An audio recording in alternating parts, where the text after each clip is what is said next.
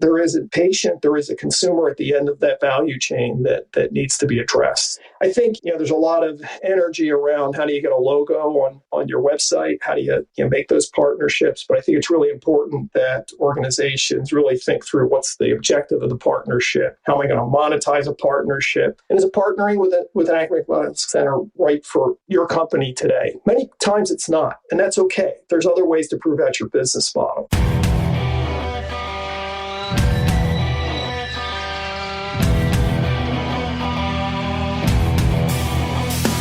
Try to fix the current system or reimagine something new? Will healthcare ever serve consumers just like me and you? The power's in our hands, but every side's gotta come together. We want the newer generations to get something better. Until we flip the script and talk about what gets prevented. Until we see the changes permanent as if we meant it. Until healthcare is finally consumer-centered. We've got a lot to rap about.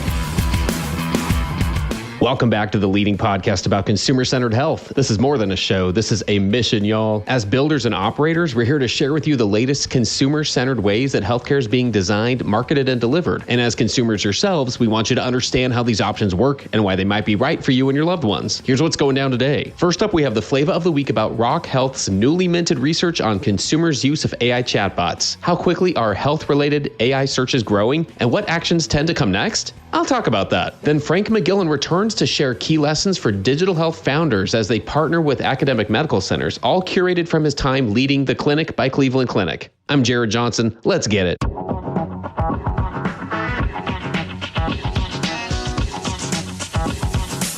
Flava of the week.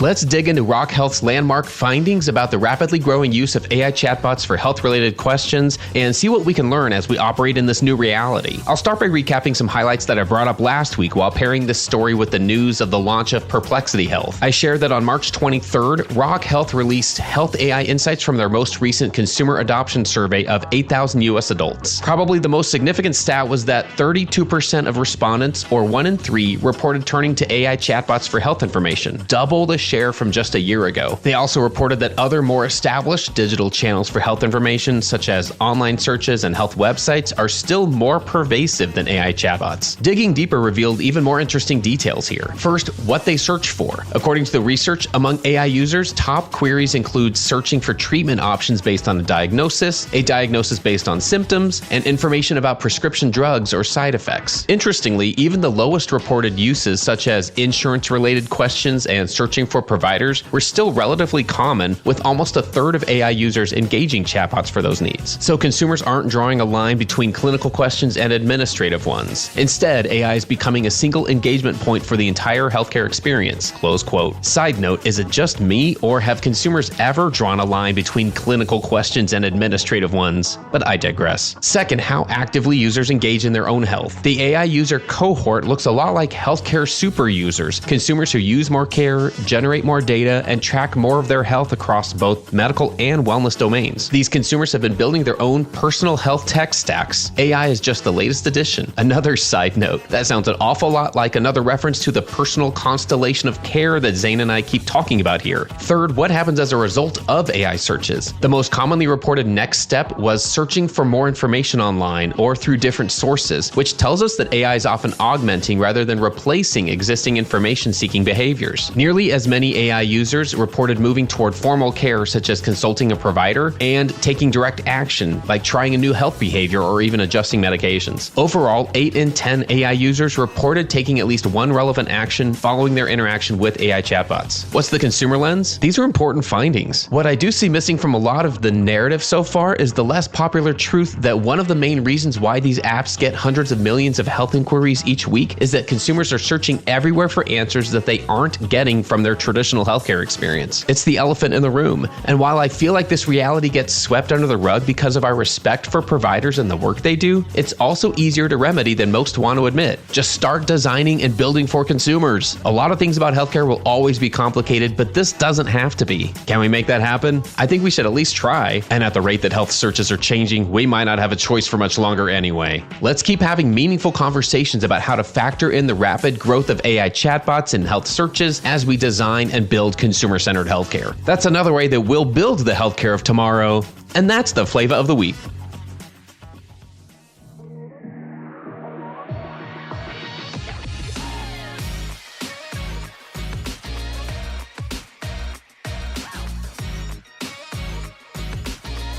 The flow, the flow, the flow.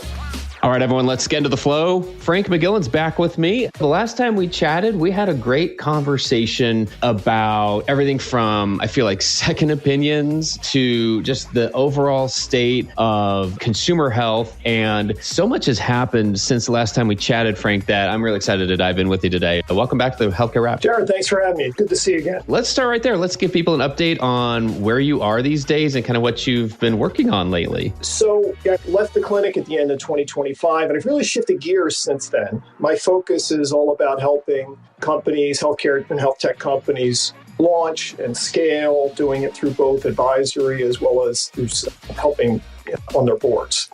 And I found there's a lot of opportunities out there. I mean, there's incredible innovation, but a lot of the companies need some help thinking through their go-to-market strategy and really how to take what's a great technology and how do you make a business out of it. So what are some of those specific problems that you're looking to help organizations address? Well, it's everything from how to nail the value proposition. So you're really addressing both a consumer need, addressing a healthcare gap, as well as how do you fit into operational workflows for clinicians.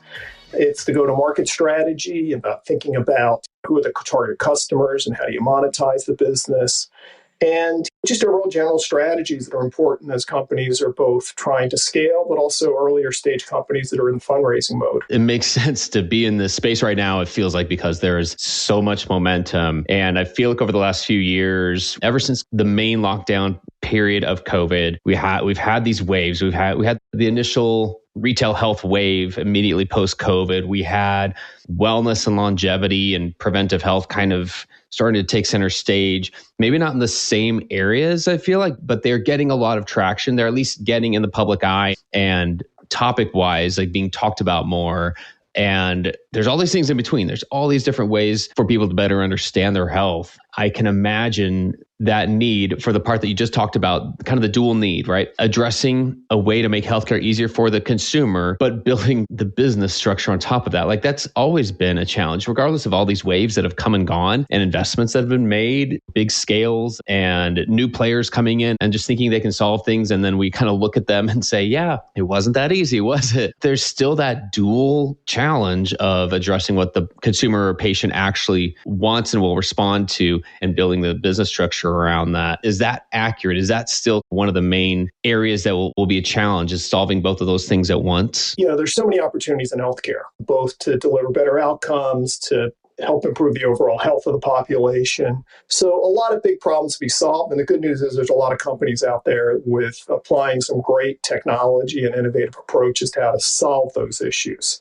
Or at least I see companies kind of potentially run into roadblocks is either they haven't really thought through the adoption curve, which includes the consumer as the ultimate buyer of healthcare, but also includes the clinicians and includes the go-to-market channels. So how do you make sure that you're addressing the needs of those different stakeholders in a way that's meaningful and either going to open up reimbursement or going to motivate consumers to open their checkbook and actually pay for care? Well, I think about it in the lens of the self-pay economy, for instance. Maybe that's a starting point for us here too. What are you seeing? What are you hearing? What areas are of interest to companies? Do they see that as an opportunity? Do they feel like they can make momentum or have some traction in the self-pay area of healthcare? Because you mentioned, yeah, clearly there's the reimbursement side and then there's the cash pay side. Are we having to make a choice between those two, or are we still trying to figure out both sides of things for some of these business models? Like, just tell us kind of like how in general you're seeing companies approach the business side of consumer health. At the end of the day, it really gets back to what part of healthcare you're playing in. So if you talk about chronic disease management, for example, reimbursement is a large part of that, although part of that burden is being passed on to the patient. So that can't be ignored. And there's continued pressure in terms of from government programs, Medicare and Medicaid, which is squeezing some of the reimbursement. So yeah, I think that the pressure will always be there. If you look at other businesses, you mentioned longevity, which has been primarily more of a self-pay. I think there it's a matter of are you offering a high enough value for that individual that they're willing to open their wallet and contribute to their own healthcare. I mean, I firmly believe, regardless of what you're talking about, is that patients ultimately are consumers. and they need to manage their care. No one's going to have the same level of attention or really has as much skin in the game as you or I do in terms of managing our own care. And I think that's a trend that will continue. And as we make it easier for individuals to unlock information, as we make it easier for them to manage their own care, that trend will just continue. Yeah, one of the things I hear frequently from the health system point of view, hospitals and health systems and providers, as they generally recognize the trend that is happening towards consumer-led care, that not every aspect, broad statement, not every aspect of the health system insurance-based approach to healthcare serves everyone's needs and serves them in a way that the consumers are okay with. Safe to say that, right? Yeah. It wasn't designed to. So there are always areas of somebody's care, their day-to-day wellness approaches, or something that they're looking into themselves from a preventive standpoint. Yeah, those things weren't necessarily designed to fit within the current reimbursement model for the most part. But then you do see health systems who recognize the need and say, like, if we really do want to meet our mission, we do want to help people live better, have a better quality of life. So at the core, there's always been like a little bit of cognitive dissonance, I feel like, in the discussions that I've heard and been a part of, where there's a recognition that, yes, here's the things that the medical system was designed to address, to help people with. Then there are these other things that people might wish that it was going to help them with. And yeah, there's just always been, I guess, some natural friction there. And I feel like health systems are at least asking those questions more broadly and saying, okay, these preventive things would be really cool if we really do want to make a consumer's life easier. There are some benefits to us as the organization to kind of stay in a consumer's life or stay in their thoughts a little bit more. A lot of times that has fallen on the marketing side to say, like, hey, just market to them better. Just market to them more frequently, market to them with better messaging or more targeted messaging. And I would say to varying levels of success there, right? What's your take on just the general approach for health systems that do want to stay more engaged with consumers and see the need for it, but aren't sure where to start? You're talking about the balance between mission as well as business. And most hospital systems are very mission driven. It is about improving care. It's about improving the lives of the populations they serve. And I think that's true for every hospital system out there, maybe a few exceptions. Then you get the business, and the hospitals are running on thin margins.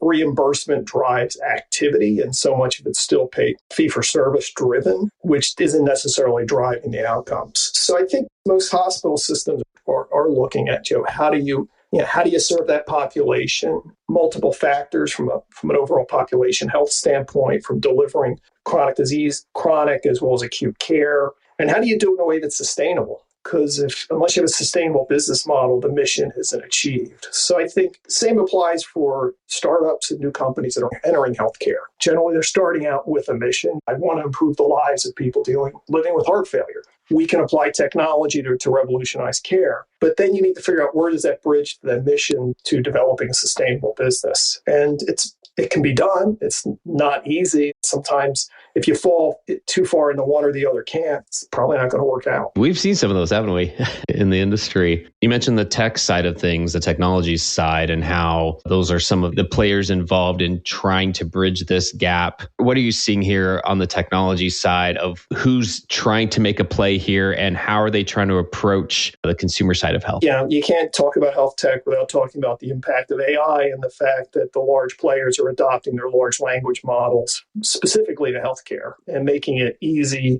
for a patient to upload their medical records and get a virtual second opinion without ever talking to a doctor. And could be many times it's a high quality, accurate, and good assessment of that person's condition. So I think the availability of these kind of tools really puts more power into that consumer's hands to quickly try to understand their health conditions, help understand what are their options, help understand, is this thinking about a treatment plan, or do the benefits outweigh the downsides? So I think that's probably the most fundamental shift. Now, the question with AI is, again, like from a business model, how sustainable is it? You look at the cost to deliver it. Most people today are not paying to use any of the major AI bots. The question is, how do you continue to deliver that in the long term? But I think that the reality of how that fundamentally is impacting the way consumers think about their health. I think we're just starting to see the beginnings of that. I think we're early innings here still. And I think the ability to learn how to experiment, to prototype, to pilot things here is more important than ever. And that does mean there has to be an openness to recognize that there are, again, like needs that a health consumer has that aren't currently being met by a current service line or a current approach that a provider or health system is offering. And again, it's almost a moot point in terms of like why the system was built the way it is. The fact is it's working the way it was designed to work. So the answer here seems to be in better understanding the consumer themselves. That is one of the things we've learned in new entrants entering healthcare, the Amazons and other retailers coming into the space and saying, we're going to understand some very specific needs that a consumer has, and then we're going to meet those needs in a better, more convenient, simpler, or sometimes more cost-effective way. There are so many opportunities for improvement. The more we focus on a consumer's needs, the more we see some of those opportunities for improvement, and we can at least choose which of those areas to focus on. Is not very easy. I think that's one of the themes of the show over all these years. This is just not an easy proposition to easily or quickly succeed in. We do see a lot of success. It's just the difficulty and the length of time that it takes to get there. With that being said, again, to me, that all comes down to better understanding how consumers make healthcare choices. It all comes down to understanding the frame of mind, the options that people feel like they have or don't have. Whether or not they do, I'm finding there's just as much of a challenge to help people understand the choices that they actually do have. So there's a knowledge gap and there's a trust gap when it comes to understanding for any given person, how do they better understand their health and wellness? It's felt acutely in healthcare, but it's also in other parts of society. And looking at all the sources of information that consumers have on their health, some of it high quality, some of it of very questionable quality. So consumers are being bombarded with different points of view, miracle cures. Do vaccines even work? I mean, it's questions that I think we thought were well settled. So the question is how to build that trust, how to meet the patient where they are in order to help them make sound decisions for their health. They need to make the decision. The question is, how do you help them make the right decision? Which then the next step is how to deliver that care most effectively. And how do you bridge gaps between availability of specialists and the fact that half the counties in the United States don't necessarily have access to a specialist? How do you deliver that care more effectively, more efficiently? How do you meet them where they are from a convenience factor? I mean, all things that are solvable, but as you say, they're not easy challenges to fix. I totally agree. And I think that is the thing that if we can spend more time focusing on being real about having conversations, bringing the right people to the table, that's our key to success here, is to spend more time focusing on it, if anything. Before I forget, I did want to bring up an article that you recently published on LinkedIn. It's a playbook for AMCs. The title of it was AMC Partnership Playbook, 5 Lessons for Founders. Really enjoyed this article. I'd love to dive in here and kind of hear what was behind it and any of the key points that you want to share with us. After leading the clinic by Cleveland Clinic for the past 5 years, I thought it was important both to capture what some of the lessons are that other people can deal with. The clinic was a joint venture between Cleveland Clinic and Amwell with the mission of how to use Amwell's technology to expand the reach and care for more individuals around the world who are facing complex medical conditions. So, there were a couple things that I really took away from my time there. And it started with alignment and just how important working with a startup and partnering with an academic medical center, how starting with alignment on goals and vision, but also just alignment on how decisions are made. Typical academic medical centers are complex organizations. They've got multiple stakeholders. So a lot of people have opinions about a new program. A lot of people may want to feel they have a vote, but at the end of the day, how do decisions get made? And how do you really understand that as part of your path forward? Also talked a little bit about, and we were chatting about this earlier, is what's your value proposition? Why should they care? And what are you doing from driving better outcomes for that patient? How are you engaging the patient? What's in it for helping that hospital system? Like, what's that one measure that's really most important to them? Talked a bit about relationships and how it's a complex organization and a very dynamic organization that really understanding and building relationships with the key stakeholders is critical. And that includes leveraging physician stakeholders who actually can work within the system. And then the final lesson I really wanted to talk about was about the area of integration and how so many projects within hospital systems die a slow death because they just don't fit into the current workflows. And we saw that with the legacy second opinion program at Cleveland Clinic, just never really got momentum because it was separate from the physician workflows. And one of the key things we did was about digitizing and working into the current physician health flows to make it easy for them to actually help patients.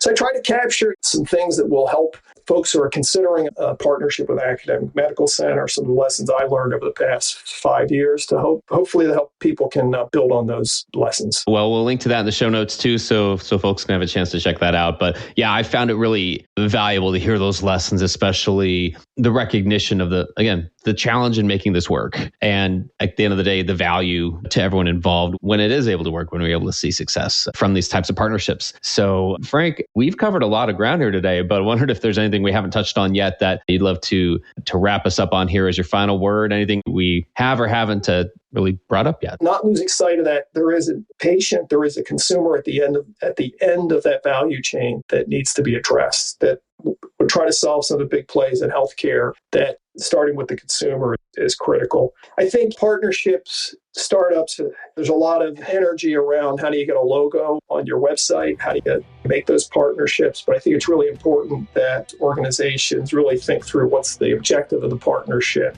how am I going to monetize a partnership, and is it partnering with an academic medical center right for your company today? Many times it's not, and that's okay. There's other ways to prove out your business model, but to make sure people are going into it with open eyes. So I guess just closing, appreciate your time today and always like chatting about how to solve some of these complex problems. Well, again, just having the background you've had, especially these last few years, really value the point of view that you've brought here and the objective nature, the objective way you're able to see the needs that consumers have and recognize that's as part of a value chain that you can't just address that in a vacuum. You have to consider all these other factors. So yeah, Frank, it's always a pleasure. I look forward to doing this again soon and look forward to hearing where you are and some of the continued success that you're having there. Thanks for joining us today. Thanks, Jared. Have a great day.